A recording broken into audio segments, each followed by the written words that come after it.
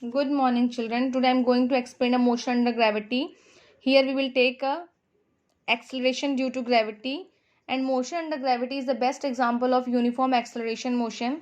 Whenever in the question is said to be is taking g is equal to 10 meter per second square, then you have to take a g is equal to 10 meter per second square. After that you have to take a 9.8 metre per second square. जब तक question में दिया है कि आपको 10 लेना है तभी आप 10 लेंगे, otherwise you have to consider 9.8 metre per second square. For uniform acceleration, we know that first equation of motion is v is equal to u plus at. So here we will take a as a g. Here we will take a as a g. G is the acceleration due to gravity, and second equation is s is equal to ut plus half gt square. And third equation is v square minus u square is equal to 2gs. Here g is the acceleration due to gravity. So for solving numericals, we have to consider a sign convention for g. When object is moving towards earth, then g is the positive, and when object is moving upward, then g will be negative. Okay, let us consider a numerical. A body is thrown vertically upward with speed u. Find time taken by it to reach maximum height. अब आपको first में निकालना है time जब वो एकदम maximum height पे पहुंच जाता है, and secondly you have to find maximum height, and third time taken to reach initial position. मतलब ग्राउंड पे जब जहाँ से फेंकना स्टार्ट किए फिर वो हाइट पे गए फिर वापस नीचे आएगा, तो हाइट मैक्सिमम हाइट पे आपको टाइम निकालना है, उसने कितना हाइट कवर किया वो निकालना, और थर्ड पॉइंट आपको निकालना time taken to reach initial position. जहाँ से आपने स्टार्ट किया था फेंकना उसी पॉइंट पे वापस आती है तो कितने टाइम तक वो आती है वापस. टोटल टाइम निकालना है आपको, टोटल टाइम. सॉल्व करते हैं. एट अ मैक्सिमम हाइट कोई ऑब्जेक्ट ऊपर जा रही है, कब तक वो ऊपर जाएगी जब तक उसकी स्पीड जीरो ना हो जाए.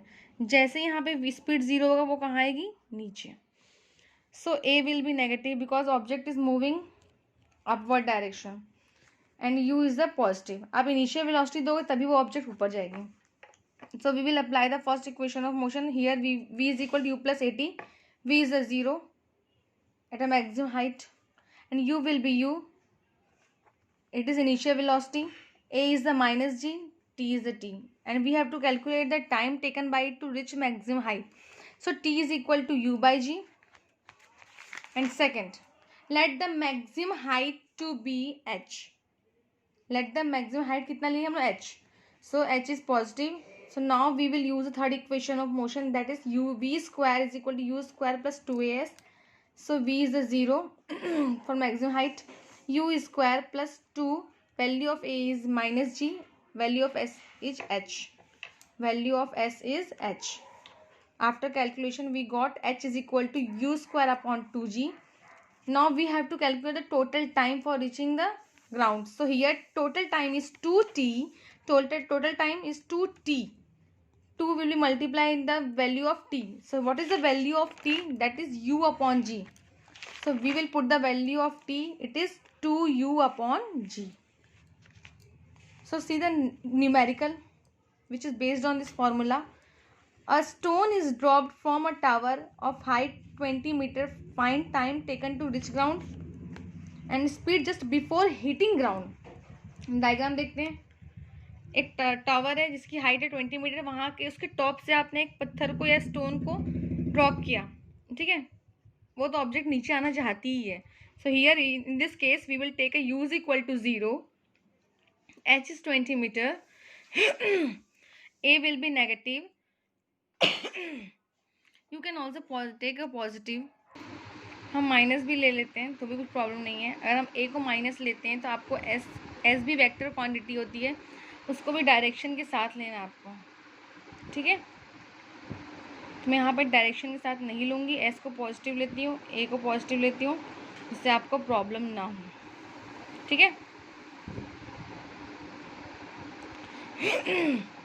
Here we will take a g positive because object is moving towards the earth, and s is the 20 metre plus 20 metre.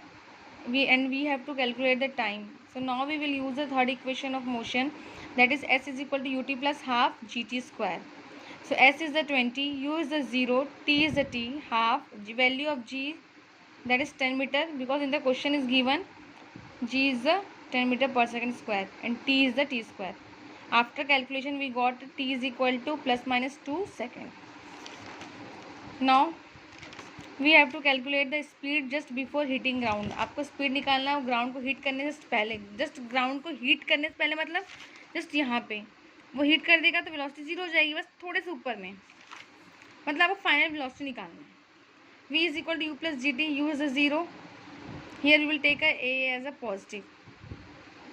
Okay, so v is equal to u plus gt, u is a 0, g is a 10, t is a 2, so total final velocity is a 20 meter per second. But you have to consider direction of v's also. Okay, हम जो भी formula लगाते हैं g negative positive, आप इसको अगर sign convention देखें Cartesian form में तो इसकी वैल्यू थोड़ी चेंज हो जाती है, बट ठीक है आप अभी इसको कंसिडर कर सकते हो. सो relative velocity, acceleration, displacement, these all are described by frame of reference. So here position of observer. What is frame of reference? Frame of reference मतलब जो किसी ऑब्जेक्ट को मोशन करते हुए ऑब्जर्व कर. सपोज मैं बैठी हूँ और ट्रेन मेरे सामने से गुजर रही है, ठीक है, फिर आ रही है, फिर जा रही है ट्रेन, मतलब मैं ऑब्जर्वर हूँ. So I am a frame of reference. जो ऑब्जेक्ट मोशन कर रही है that object is in motion, but जो नोटिस कर रहा है that is called frame of reference. It means position of observer. Example लेते हैं, एक ट्रॉली है, इसमें ऑब्जेक्ट ए है, ठीक है, ये ऑब्जेक्ट बी रेस्ट पोजीशन पे है, ये ऑब्जेक्ट ए ट्रॉली पे है और ट्रॉली की स्पीड है 10 मीटर पर सेकेंड. अब मैं इसको नोटिस कर रही हूँ कि this object A is moving with speed 10 metre per second square, sorry with speed 10 metre per second. Object A is moving with 10 metre per second with respect to observer B. ठीक है, तो object A का speed 10 metre per second है. जब भी आपको relative velocity निकालना है जिसके रेस्पेक्ट में आप उसको आगे लिखेंगे, velocity of A with respect to B is equal to velocity of A minus velocity of B. A की स्पीड 10 थी और बी की स्पीड कितनी है, बी तो रेस्ट पे, that is 0 metre per second. हम कैलकुलेट करके क्या निकाले, 10 मीटर पर सेकेंड. अब सेकेंड केस क्या होगा, ये जो ऑब्जेक्ट बी है, ये पर्सन बी वो ट्रॉली पे आ गया. अब उसके लिए कंडीशन क्या हुई, ऑब्जेक्ट ए उसके लिए मोशन नहीं कर रहा है. क्यों, तो दोनों की पोजीशन सेम है, दोनों ट्रॉली पे बैठे हैं, मतलब मैं और मेरी फ्रेंड दोनों ट्रेन में बैठे हैं. तो कंडीशन क्या है, हम दोनों के लिए ट्रेन चल रही है बट हम फील नहीं कर रहा. हमारे पास तो ऑब्जर्वर क्या था, मैं ऑब्जर्वर थी और मैं ऑब्जेक्ट ए को नोटिस कर रही थी. अब तो हम दोनों की पोजीशन सेम हो गई, हम दोनों नोटिस एक दूसरे को, मतलब मैं और नोटिस कर रही हूँ ऑब्जर्वर ए को, तो वो तो सेम मेरी पोजीशन में है.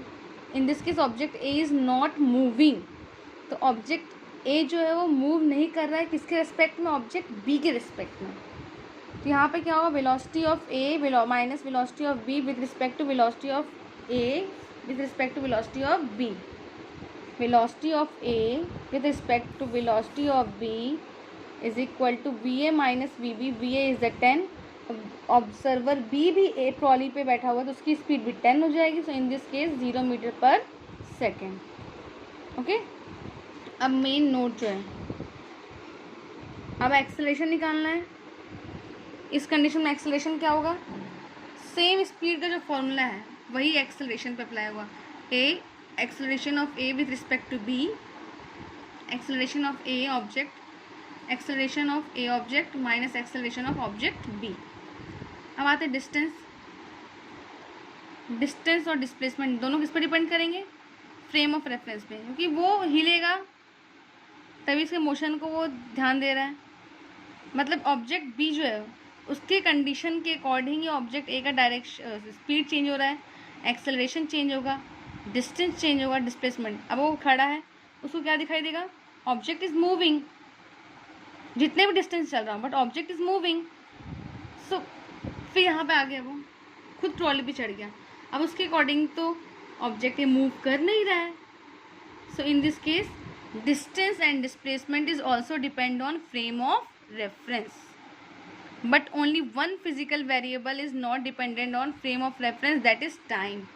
Suppose उसने वो घड़ी पहना है, वो टाइम देख रहा है जब ये मोशन कर रहा है, फिर वो ट्रॉली पे बैठ गया, फिर वो टाइम देख रहा है, ये टाइम रुकती है कभी क्या? नहीं रुकती है. सो time does not depend upon frame of reference.